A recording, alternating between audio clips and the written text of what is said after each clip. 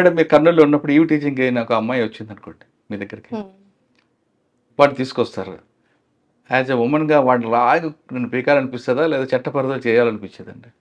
అంటే వాడు బిహేవియర్ వాడిని అబ్జర్వ్ చేస్తాం ఫస్ట్. అసలు వాడు ఎందుకు అలా చేసాడనేది. వాడు జెన్యూన్‌గా బ్యాడ్ ఇంటెన్షన్‌తో చేసాడంటే మాత్రం కొంచెం ట్రీట్మెంట్ ఇచ్చేవాళ్ళం. ట్రీట్మెంట్ అప్పట్లో అంటే ఏందండి? ట్రీట్మెంట్ అంటే మీకు తెలుసు అది ఇచ్చేవాళ్ళం. ఆ! అదర్‌వైజ్ వాళ్ళ పేరెంట్స్‌ని పిలిచి కౌన్సెలింగ్ ఇవ్వడం. హ్మ్. ఇట్లాంటివి ట్రెడిషనల్ మెథడ్స్ మళ్ళా స్టేషన్‌కి 2, 3 సార్లు పిలిపించడం. ఓకే. ఇవన్నీ చేస్తాము. అలా కూడా సెట్ అయిన చాలా కేసెస్ ఉన్నాయి. ఓకే. కర్నూలు తర్వాత అండి? అంటే ఫస్ట్ పోస్ట్‌లో మీకు మెమరబుల్ కేసేం లేదక్కడ. చాలా కేసులున్నాయండి. పర్టిక్యులర్‌గా ఈ కేస్ అని కాదు. హుహు. ఓకే. సెకండ్ పోస్టింగ్ అండి? సెకండ్ పోస్టింగ్ మాకు గ్రేహౌండ్స్ ట్రైనింగ్ వచ్చింది. దానివల్ల బ్రేక్ వచ్చింది మా అందరికీ కూడా. గ్రేహౌండ్స్ ట్రైనింగ్ చేయించారు. తర్వాత ఆదిలాబాద్ పోస్టింగ్ వచ్చింది. బట్ గ్రేహౌండ్స్ ట్రైనింగ్‌లో చాలా హారబుల్‌గా ఉంటది. అందులో మీరు ఎక్కడ గ్రేహౌండ్స్ విశాఖపట్నం చేశారా? ప్రేమవతిపేట్ మాకు ఫస్ట్ అవును.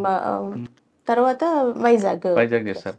బ్రహ్మవతిపేటలో ఏమైనా అంటే లేడీస్‌కి వచ్చిన ఇబ్బందులు గాని మీకు ఫేస్ చేశారా? తర్వాత మీరు ఏఓబీ తీసుకుంటే ఏఓబీలో పనిచేశానంటున్నారు కాబట్టి ఇక్కడ డిఫరెంట్ టెర్రైన్ ఉంటది. ఆ స్ట్రగుల్ ఏమైనా ఫేస్ చాలా చేశారా? హ్యూజ్ ఎత్తైన కొండలు స్కేల్ చేయాలి కదండి. నర్సీపట్నం ఈ ఏరియా అంతా కూడా అవును. జీకే వీధి ఇవన్నీ కూడా మమ్మల్ని తీసుకెళ్లారు. అక్కడ టూ ఎందుకురా మంత్స్ పోలీసులోకి వచ్చాం అనుకోలేదా? అనుకోలేదండి.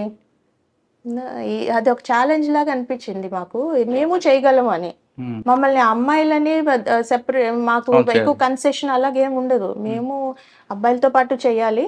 అంత అంత కష్టపడి మేము చేయలేకపోవచ్చు. But we were always competing. Okay. మేము చేయగలుగుతామని అంటే చేసాము. మహిళలు మెంటల్‌గా స్ట్రాంగ్ ఉంటారు కాదనలేదు. ఎస్. కానీ ఫిజికల్‌గా కొంత వీక్ ఉంటాయి. కొంత వీక్ ఈ వీక్ పాయింట్‌ని అక్కడ గ్రేహౌండ్స్‌లో ఎప్పుడన్నా వాళ్ళు ఐడెంటిఫై చేసి సపోర్ట్ చేసేవారా మీకు? కొంత సపోర్ట్ చేసేవారు కానీ చాలా స్ట్రిక్ట్‌గా ఉండేవాళ్ళు. ట్రైనింగ్ రొటీన్ అంటే స్ట్రిక్ట్‌గానే చేయించేవారు. ఓకే. ఆ తర్వాత ఆదిలాబాద్. ఫ్యాక్షన్ నుంచి చేసాం. ఆదిలాబాద్ వెళ్లారు. ఆదిలాబాద్ వెళ్ళాను. ఆదిలాబాద్‌లో అప్పటికి నక్సల్ అక్కడ మూవ్‌మెంట్ తగ్గినా కొంత నక్సల్ ఉంటుంది. చాలా తక్కువ ఉందండి. షెల్టర్ జోన్స్ లాగా కొన్ని ఎవరండి ఉండేవి. ఎస్పీ గారు అప్పుడు? తరుణ్ జోషి ఆదిలాబాద్ గారా? తరుణ్ జోషి గారు కాదు. ఆహ్, సర్వశ్రేష్ఠ త్రిపాఠి సార్. అచ్చా. త్రిపాఠి సార్ ఉన్నారు. ఇప్పుడు మన మీకు ఐజీ గారు. ఆ! హ్మ్. త్రిపాఠి సార్ ఉన్నారు. ఏం నేర్చుకున్నారండి ఆయన దగ్గర? సార్ ఏంటంటే దేనికైనా కంగారు పడరు. హ్మ్. చాలా కూల్‌గా ఎలాంటి కష్టమైన సిట్యుయేషన్ అయినా సరే హ్మ్. చాలా కూల్‌గా దాన్ని అనలైజ్ చేసి దాన్ని ప్రాపర్‌గా గైడ్ చేస్తారు. అది సార్ దగ్గర కంగారు పడిపోకూడదు. మీరు పానిక్ అవ్వకూడదు ఇష్యూని. హుహు. అది సార్ దగ్గర నేర్చుకున్నా. హ్మ్. ఆదిలాబాద్ అంటే మనకి మహారాష్ట్ర బార్డర్ అండి. అవునండి. చాలా దగ్గర ఇంకా. హ్మ్. పెన్నా ఆల్మోస్ట్ నాందేడ్ బార్డర్ అవును. మనకి. హ్మ్. అఫెండర్స్ కూడాను ఒకసారి పెద్ద థెఫ్ట్ బ్యాంక్ అమౌంట్‌ని కొట్టేశారు. అది జస్ట్ నాందేడ్ వైపు నుంచి మనకి చాలా ఈజీగా వచ్చి వెళ్ళిపోతుండే ఆ హైవే యూజ్ చేసుకొని. అలాంటి కేసెస్ అక్కడ ఉండేవి ఎక్కువ ఆదిలాబాద్‌లో. అచ్చా. ఇంకొకటి జిన్నింగ్ మిల్స్ ఇవన్నీ కూడా చాలా ఉండేవి. హ్మ్. బట్ ఆదిలాబాద్ అనగానే బైంసా. బైంసాలో ఏం నేర్చుకున్నారండి మీరు? బైన్సా ఆదిలాబాద్ డిస్ట్రిక్ట్ అంటే నా సబ్ డివిజన్‌లోకి బైన్సా రాదు. రాలేదా? హ్మ్. రాదు. ఆదిలాబాద్‌లో మీకు బాగా అంటే సార్ దగ్గర నేర్చుకుంది ఏముందని ఎస్పీ గారి దగ్గర? అక్కడ పబ్లిక్ చాలా మంచి వాళ్ళనమాట ఆదిలాబాద్. చాలా మంచివాళ్ళు, అమాయకులు అమాయకులు. కూడానండి. మనకి కొంచెం మహారాష్ట్ర కల్చర్ దాని ఉంటది అక్కడ. ఇక్కడ చాలా ఇన్నోసెంట్ మంచివాళ్ళు. హ్మ్. కల్చర్ ఉన్నవాళ్ళు. అక్కడ సెంట్రల్ కమిటీ వాళ్ళు కొంతమంది షెల్టర్ తీసుకొని ఉండేవారు. అవును. అంటే అక్కడ కొంచెం తక్కువే. అది బార్డర్‌లోని ఉండేది. అప్పుడప్పుడు వెళ్ళేవాళ్ళం, చెక్ చేసుకునేవాళ్ళం. అది అంత ఆదిలాబాద్ టౌన్ కదా నాది. అంత ఏం కాదు అక్కడ. ఆదిలాబాద్ తర్వాత అండి? ఆదిలాబాద్ తర్వాత ఆహ్, సిఐడిలోని చేశాను ఎక్కడండి? నేను. ఏపీయా? సి కంబైన్డ్ డివైడ్ ఏపీయా? ఇక్కడికి బైఫర్కేషన్‌లో నాకు ఆంధ్రాకి అలాట్ చేసేసారు. హ్మ్. సైబర్ క్రైమ్స్ చేశాను. సిఐడిలో సైబర్ క్రైమ్స్ ఏ చేశాను. సంవత్సరం? 2017లో. ఓకే.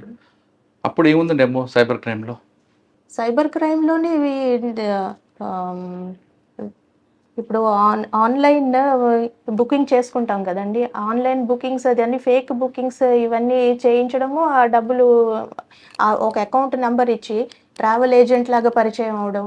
ఇవంతా కూడా వెబ్‌సైట్ అంతా ఫేక్ వెబ్‌సైట్. అది చాలా రియల్ లాగే ఉంటది. పేమెంట్ అయిన తర్వాత వాడు ఇంకా సైలెంట్ అయిపోతాడు. ఇంకా ఫర్దర్ ఇంకా కాంటాక్ట్ ఏమి ఉండదు. అట్లాగా ఒక ఢిల్లీ వెళ్ళి ఒక ఇద్దరు ముగ్గురు అఫెండర్స్ని తీసుకురావడం జరిగింది. అలాగే మా టీం నైజీరియన్ అఫెండర్స్ని కూడా చాలా మందిని తీసుకురావడం జరిగింది సైబర్. అక్కడ సరిత మేడం ఉంటారు, మీకు సీనియరా నా బ్యాచ్మేటే సరిత. బ్యాచ్మేట్?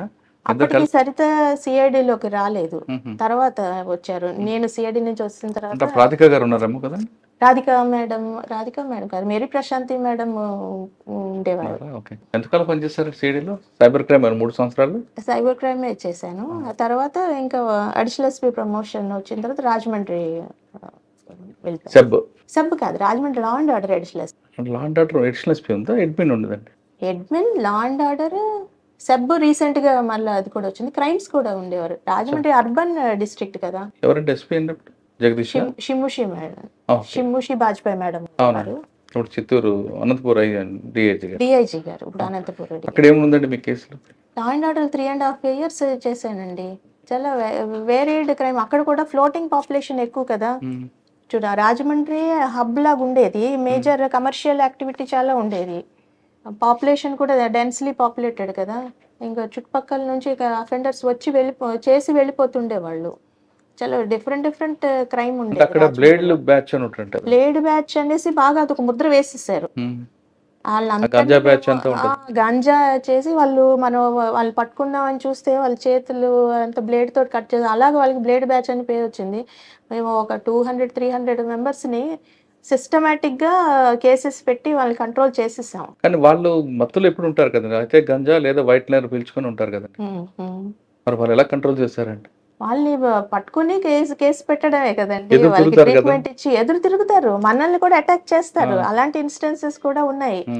ఇప్పుడు ఒకసారి అయితే ఎస్పీ గారు బంగ్లాకి ఆపోజిట్ సెంట్రల్ జైలు, అందులో రిలీజ్ అయిన ఒక ఈ బ్లేడ్ గాంజా బ్యాచ్ వాడు రోడ్డు దాటి ఎస్పీ గారు బంగ్లాలో కూడా ఎంటర్ అవడానికి ట్రై చేశాడు. వాడిని అక్కడ రెడీమై పట్టుకున్నాం. అలాంటి ఇన్స్టెన్సెస్ కూడా ఉన్నాయి. ఇంకా వాళ్ళ ఏజ్ గ్రూప్ ఎంత ఉంటుందంటే 16 నుంచి 25 మధ్యలో ఉంటారు.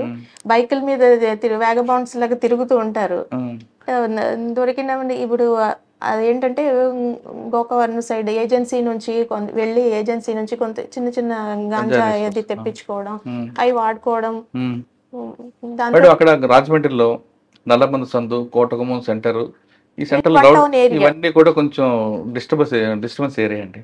వాటిలో మరి మీరు ఏమైనా చూపించారా? సిస్టమేటిక్ గా వాళ్ళందరినీ కంట్రోల్ చేస్తాం కదండి, ప్రాపర్ కేసెస్ పెట్టి.